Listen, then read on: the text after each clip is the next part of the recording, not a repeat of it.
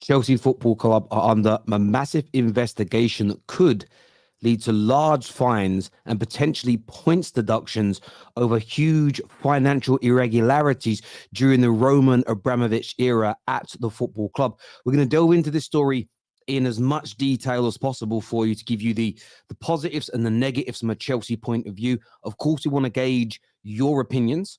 If Chelsea are guilty, what should happen? Could there be more clubs operating in this way? But it's important to break this down. It's important to break this down and digest it. Of course, hit like buttons for us. You may not like the content if you're a Chelsea fan because you don't want to hear this, but support the Football Terrace. We're not here to condemn. We're here to speak, look at the positive side of things, the negative side of things, and much, much more. Leave your comments below for us as well. But when you read the headlines today, it doesn't read good. You see this here from Martin Ziegler, who says, and I want to quote his words here outright. Let me just get this up in big in front of me so I can see it clearly, is that Chelsea are being investigated for financial irregularities. The time scale of these investigations, so it's very important to break this down. The irregularities are from 2012 until 2019. So, interestingly, no irregularities prior to FFP becoming an instrumental part of football. I think it came in around 2013, 2014, but of course in 2012, teams started to really prepare for it. So no irregularities being reported or investigated prior to that period.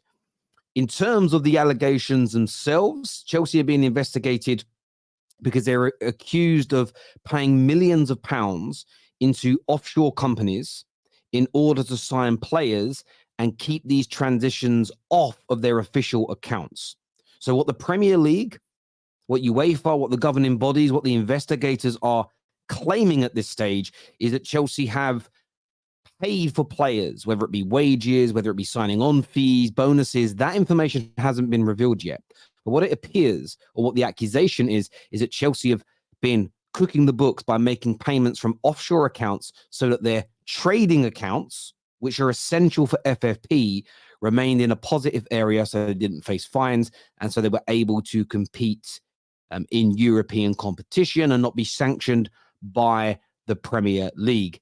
If this is true, there could be huge ramifications, absolutely massive ramifications.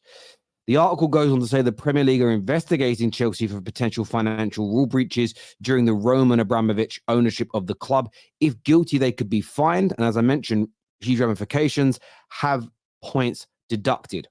Now, what I think is very interesting about this, and I want to explain this now. So a lot of people are going to go at Chelsea. They're cheats. They're this, they're the other. They're just like Man City. They could be. First of all, Man City have not been found guilty yet of any wrongdoing. They've been investigated and charged. The Premier League is no longer involved in the process. It is now with an independent body, Man City's situation and case, and will be reviewed in due course. Chelsea are not even at a stage where they have been charged. They are still being investigated. So they are multiple steps behind where Manchester City are right now. Equally, it's harder to condemn Chelsea publicly because we've seen no evidence. With Man City, there were the leaked emails. Whether they've been, whether you've attained those emails legally or not, whether they're allowed to be used in a court of law or not, public opinion matters a lot. We've seen those emails and they read very poorly indeed. And unless there is a explanation behind them that could make them look better, people are always going to judge that situation. With Chelsea's investigation right now, the situation is different because we don't have any evidence. We haven't seen anything. Nothing has been leaked as far as we are aware right now. I think what also helps Chelsea, and this is very significant, and I want to be very fair in this reporting, Chelsea's new owners, Todd Boehly and the Clear Lake Capital Group, they are the ones who reported the irregularities to UEFA and the Premier League after their takeover in 2002. That is significant because this isn't a leaked email. This isn't a disgruntled ex-employee grassing on the football club. This is the new ownership saying, look, we've taken over. We're going through the books. We're going through the ledgers. And we've found some irregular payments and problems. And we're horrified by this. We're worried about this. We are hugely concerned about what this means about Chelsea's past and our history. But we want you to investigate it because we want to be honest. We as the new Chelsea owners want to be transparent, and we want to ensure that fair play is happening within the game. And I think why this is significant is Chelsea have been accused this summer already of being cheats with their deals with Saudi. Now that other clubs have done deals with Saudi, nobody seems to care, but Chelsea were accused of being cheats. I don't think Chelsea's owners would be cheating with deals with Saudi, but at the same time, opening an investigation and welcoming authorities through their doors to go through their books doesn't make sense. Nobody would do that. You wouldn't have a crime boss. You know, Michael Corleone wouldn't invite the FBI to go through his family affairs and ransack his house and go through their books because you'd be worried about what they would find. So for me, this tells me that if Chelsea are guilty of cheating in the past, that isn't part of what the new ownership want to do. That will help them if they're found guilty because they have essentially handed themselves in. And that is very, very key to this situation. Now, people say, Terry, what's going to happen? Remember this. They've already been fined £8.6 million by UEFA for handing themselves in, for reporting a number of financial irregularities. That was in July. So that's self-reporting. Again, very different from the situation with Man City, where they have been caught through emails being hacked. This is Chelsea handing themselves in. The article goes on to say, and while the Premier League are yet to charge Chelsea, as I've already mentioned, an investigation has now been opened. If found guilty for breaching financial rules, the West London club could face a fine or a potential points deduction, as we've mentioned already. So they're not even at a point of being charged yet. I think if they are guilty for handing themselves in, I don't even think it'll be it could be a points deduction. It could be really bad for Poch in the new era at Chelsea. However, handing yourselves in, new ownership in charge, typically goes down a lot better. But I want to ask the opinions of people.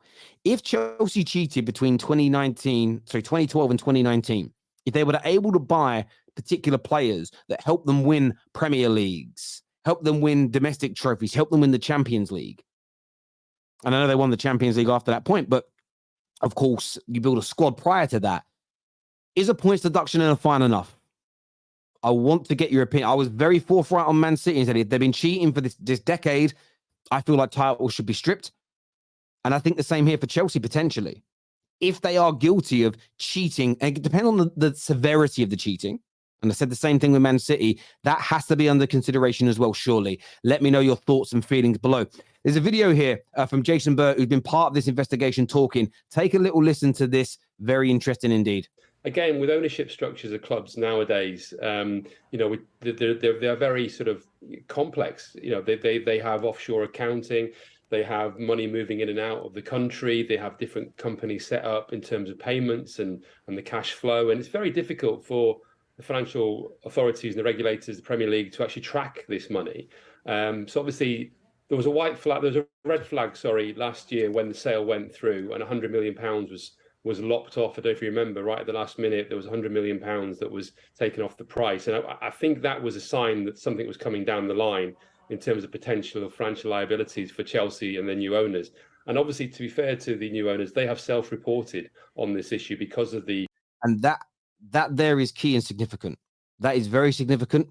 Even if the previous owners have done wrong, this will stand Chelsea in very good stead in the investigation.